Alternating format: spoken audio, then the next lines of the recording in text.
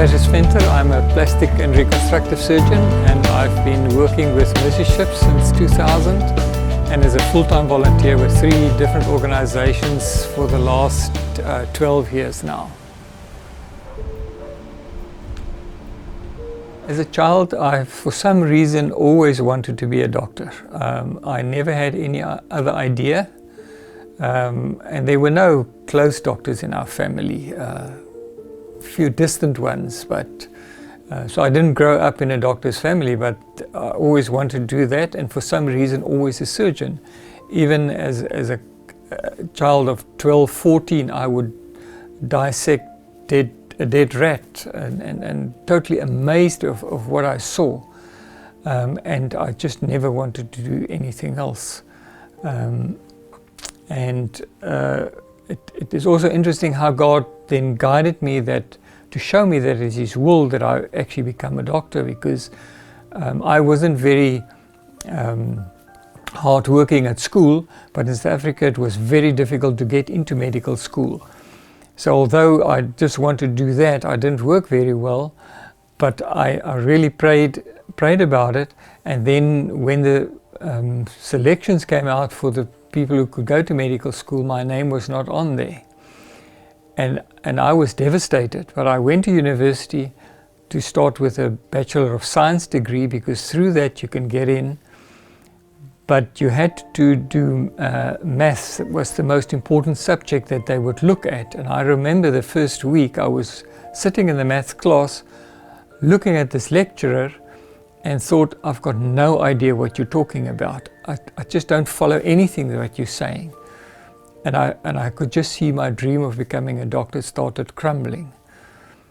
And then one night I was really praying and asking God, what do you want me to do? I want to become a doctor, but I will do anything you want me to do. I will become a pastor, I will become whatever you tell me to do, I will do that.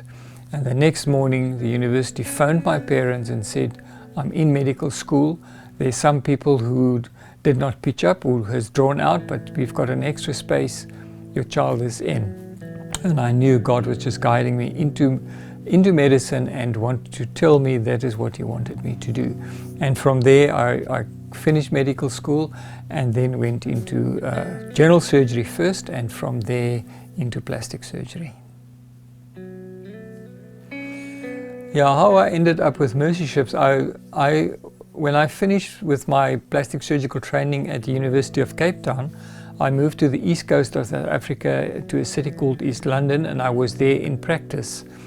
And my practice went very well.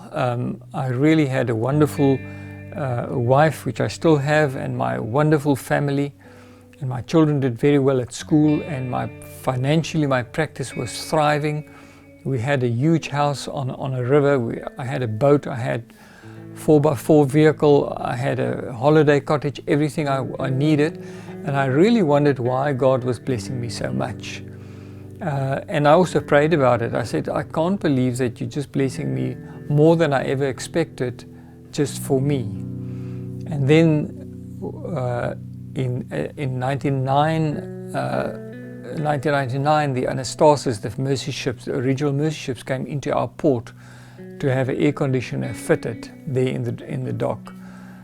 And I heard a talk by one of the surgeons, and I thought, I'll just volunteer for 10 days, short 10 days, and see what this is about. So 3 months later I was up in the Gambia just for a short 10-day visit, and that is where I had that experience that night that changed my life completely. It was so intense that when I went home, my wife didn't recognize this person who came back, and all material possessions had no meaning in my life anymore.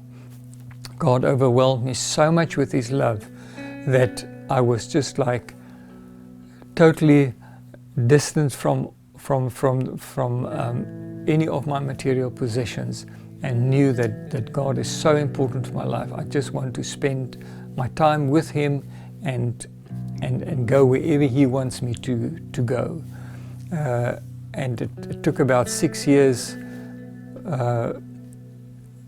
originally for God to guide me exactly where He wanted me to do and what to do. And then in 2006 I closed my practice and became a full-time volunteer. To feel regrets about what I've done, never ever, because it is really the love of Christ that compels me every day. God's presence and His love in my life is the most important aspect of my life.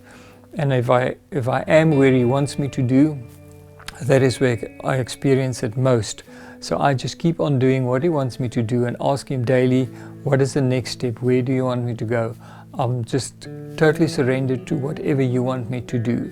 And in that, I get so much satisfaction and so much gratitude for knowing Christ so deeply in my life, that I'm just prepared to do anything for Him. But obviously for my family, it was difficult. For my wife, she had to understand that I was a different person, and we went through quite a crisis, but God kept on promising me that He would look after my family. And He not only looked after them spiritually, but also mentally and also financially.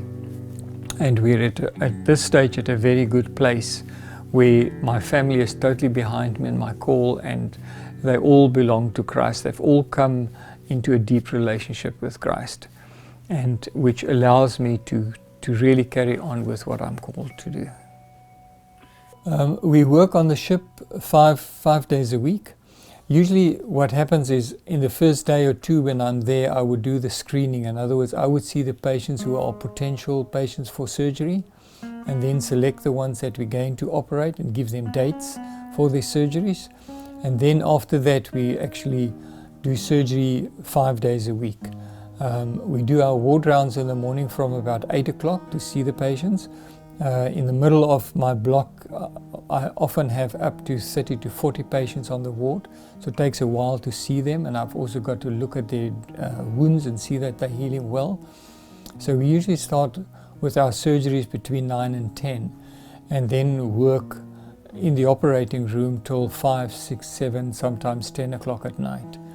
And that we do 5 days a week for the 2 months that we're there.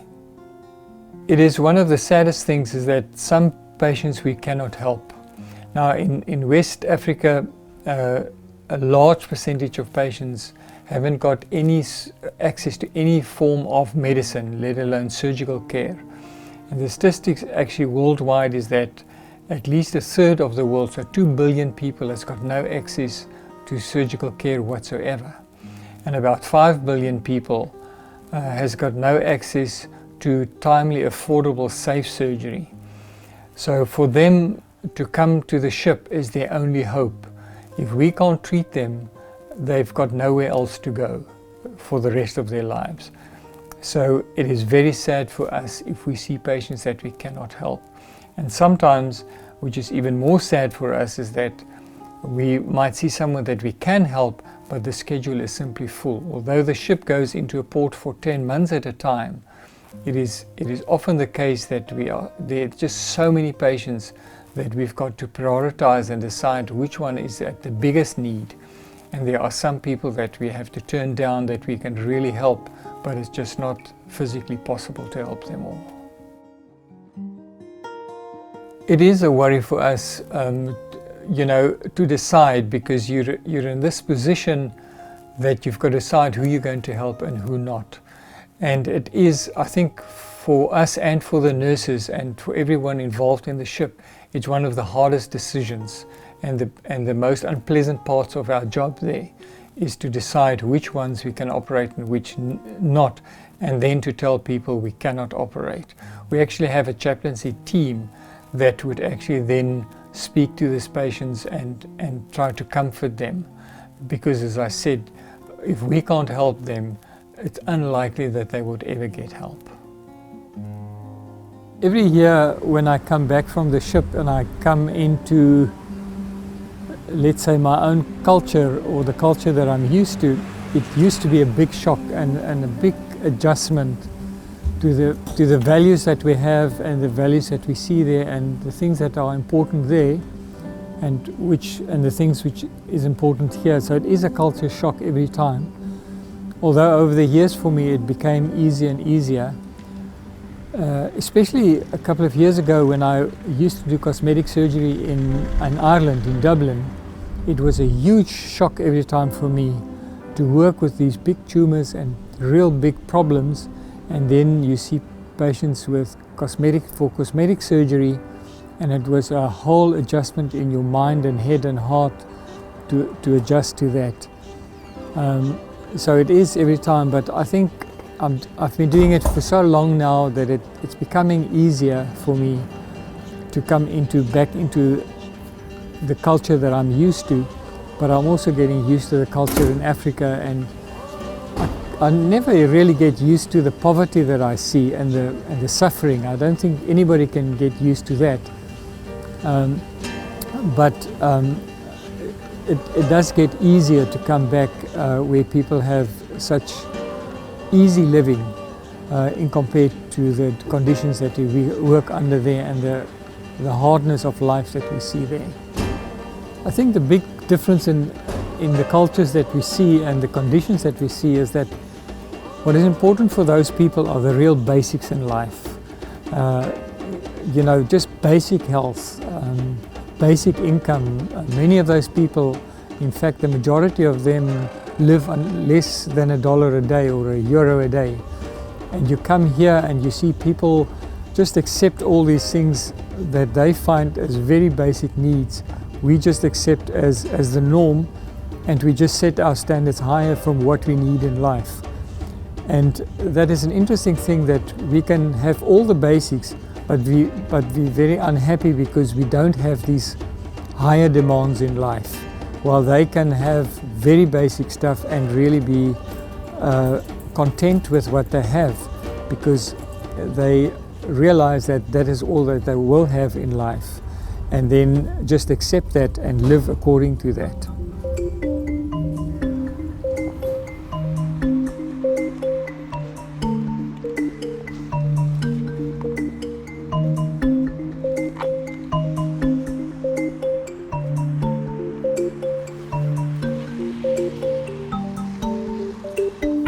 The cycling that I do, I started a few years ago, probably in about 5-6 years ago, and it started as a fundraising project, and since then I've done quite a few global cycling tours, but in between, just go out cycling either on the ship or whether I'm here in the Netherlands is really for me a way to relax. It is just being outside and enjoying being outside and being in the wind and just enjoying a body that I can use as exercising, but also a time of reflection and a time of being alone and thinking about God and what He's doing in my life. So it's got a lot of meaning for me. It really helps me to relax and to find myself again.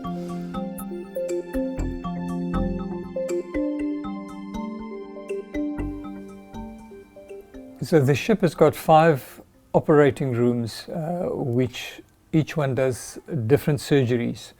I'm doing the plastic reconstructive surgery in our operating room. That is usually 2 months periods per year, so a total of 4 months of the year, which we get patients in and then operate on them on the ship. The one thing about this is that because people don't have access to surgery, their conditions are often very advanced by the time we see them. So sometimes when, for us in a developed world, we might have a small lump and it can actually be taken out under local anesthetic, sometimes in the doctor's office. If you leave it for 10 or 15 or 20 years, it grows to enormous sizes and then becomes very complicated to remove it. And often we can't find this in a textbook, how to address this and how to actually remove these tumors. And we just have to carefully think it through and use our knowledge and experience to treat these patients. But Mership's policy is really to get the best of the best people in to help them. And one's in a fortunate position that you work with other experts in the field, and we can really do advanced surgery on the ship. We've got all the facilities the x-rays, the CT, the laboratory backup, the blood bank, everything is available to us to do the surgeries as good as possible and to do safe surgery for these patients.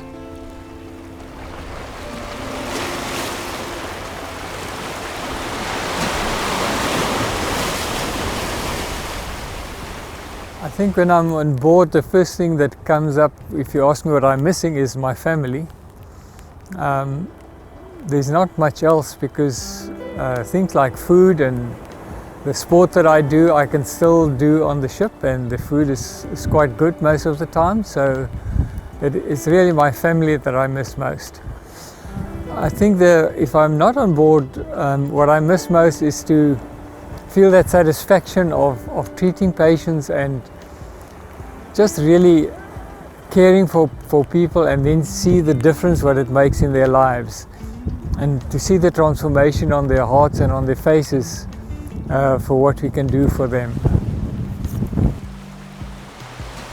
If you ask me how I see the years ahead, I see no end to my service. I think I will carry on doing this as long as I can, as long as I'm blessed with health and with the means to do what I'm doing. I will just carry on as long as I can to do that, because this is really my calling and what I feel I'm born for to do, and what really gives meaning to my life. So I see no end in this. I think each one of us has got a responsibility. You know, we are all blessed with so many things in our lives, and there are so many people worldwide who is less privileged than us.